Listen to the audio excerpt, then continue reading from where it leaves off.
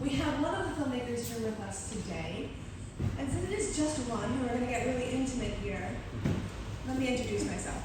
I'm going to backtrack a little bit here. My name is Katie Baldessaro. You might know me as another filmmaker who's been part of this festival before. You might simply know me from social media as coming up on your screen and saying something like, hey, did you know that Honey, I Shrunk the Kids was originally supposed to be a 1970s horror film? And it was written by the people who did Reanimator? That's me, movie run time. And I'm here to get nerdy with this person, and we're going to have a little bit of an intimate talk. And I'm going to ask them a couple of icebreakers first, and then we're going to segue into talking about their film. But first and foremost, why don't you tell everybody your name and the first film you can remember having seen? Okay, hi everyone. My name is Esme Auster, and the first film I can remember seeing, I think, might be The Wizard of Oz.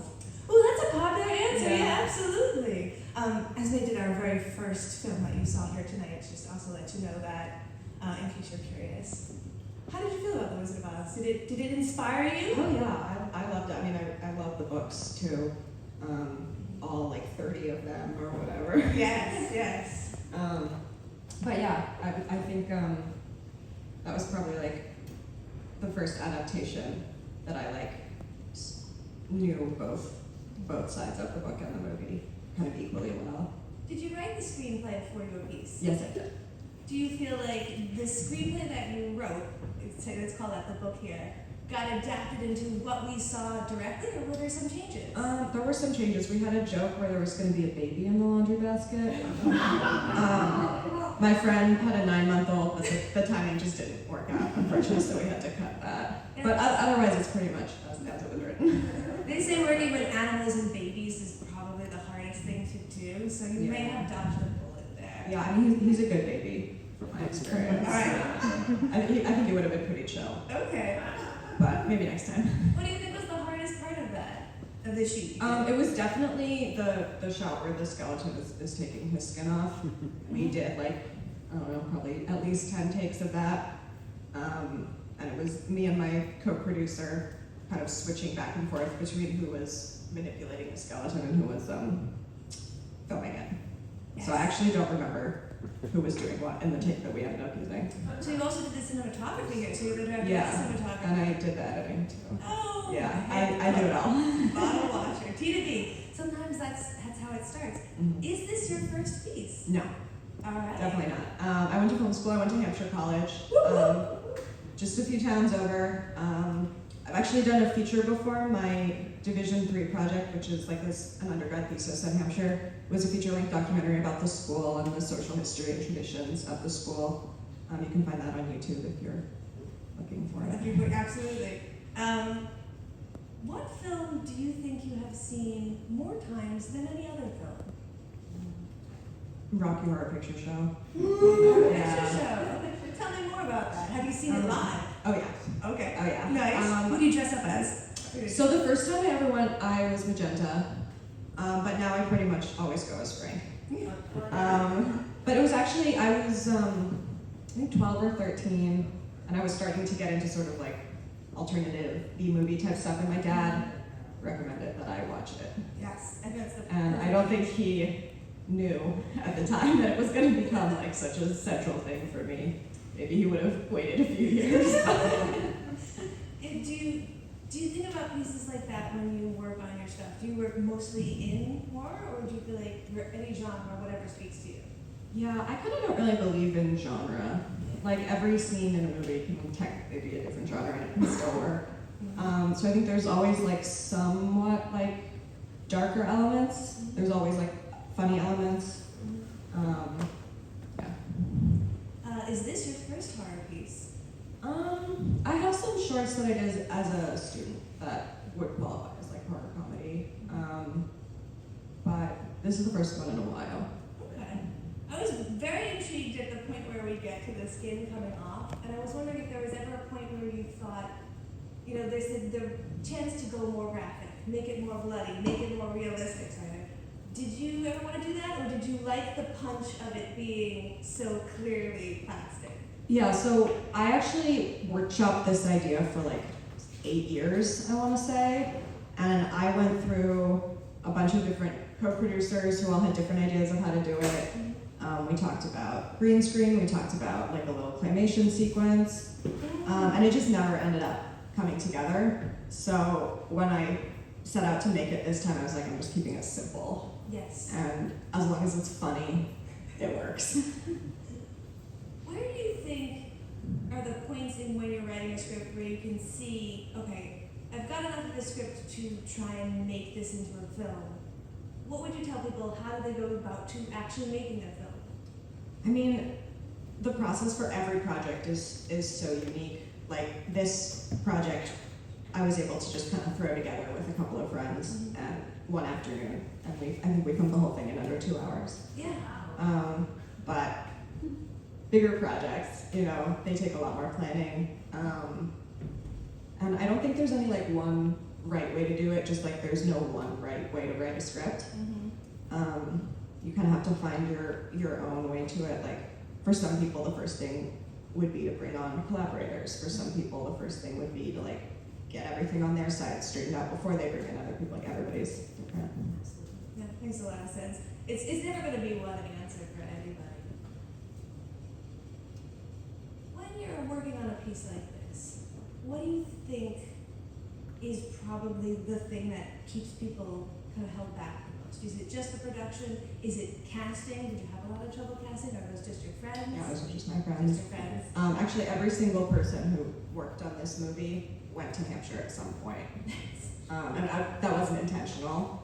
I wasn't only trying to use alumni, it just kind of happened that way. Yeah, it can be helpful when you approach the alumni. I would say probably post-production held us up the most. We had to ADR all of the dialogue because the washing machines in the room we filmed in were going, and it was horrendous.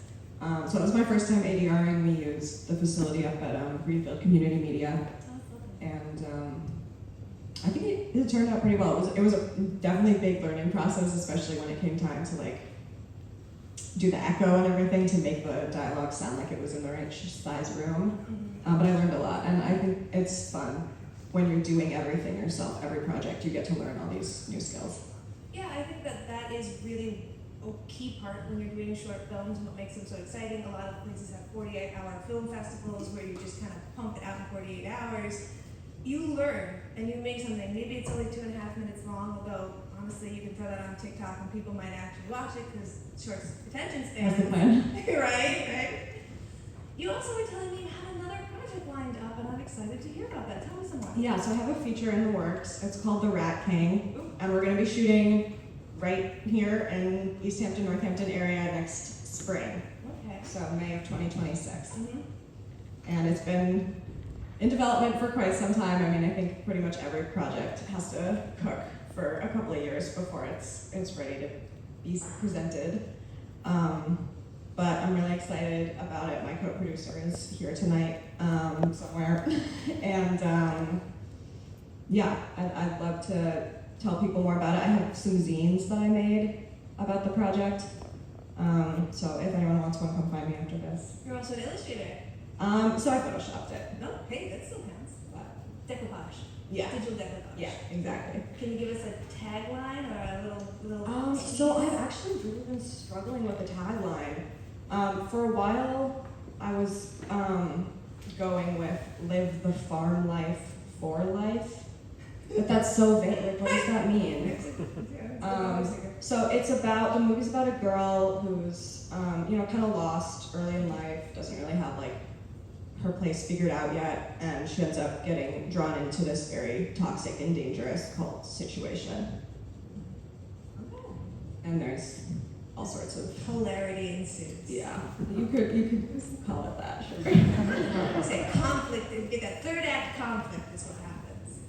Is this your first time getting to see this piece in front of an audience? This is actually not even the first time today that I'm getting to see this piece in front of an audience, because I was at Strange Maynard earlier. Yes. This is the third time, but it's so lovely hearing people laugh.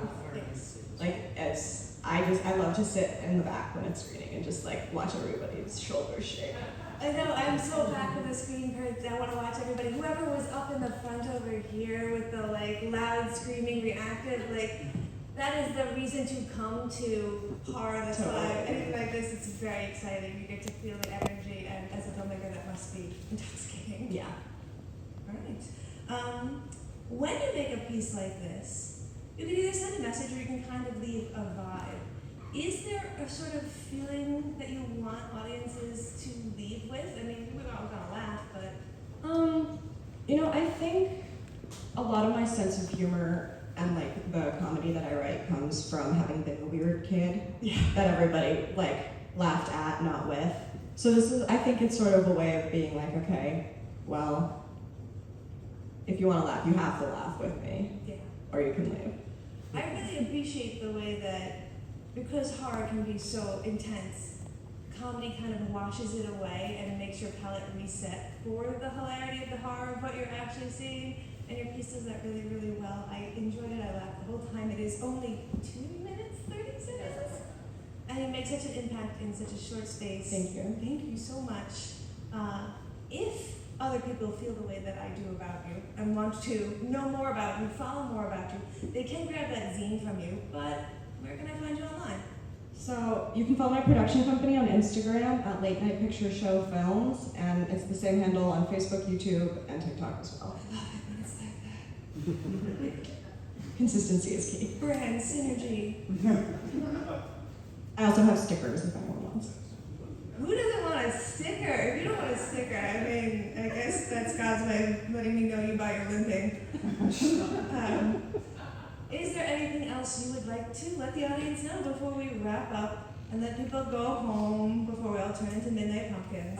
Thank you all for coming. Thank you guys so much. It's been a joy. And of course, there is still stuff tomorrow for the EastHampton Film Festival. I know that I am hyped to go and see, first of all, the panel discussion about cinematography and directors.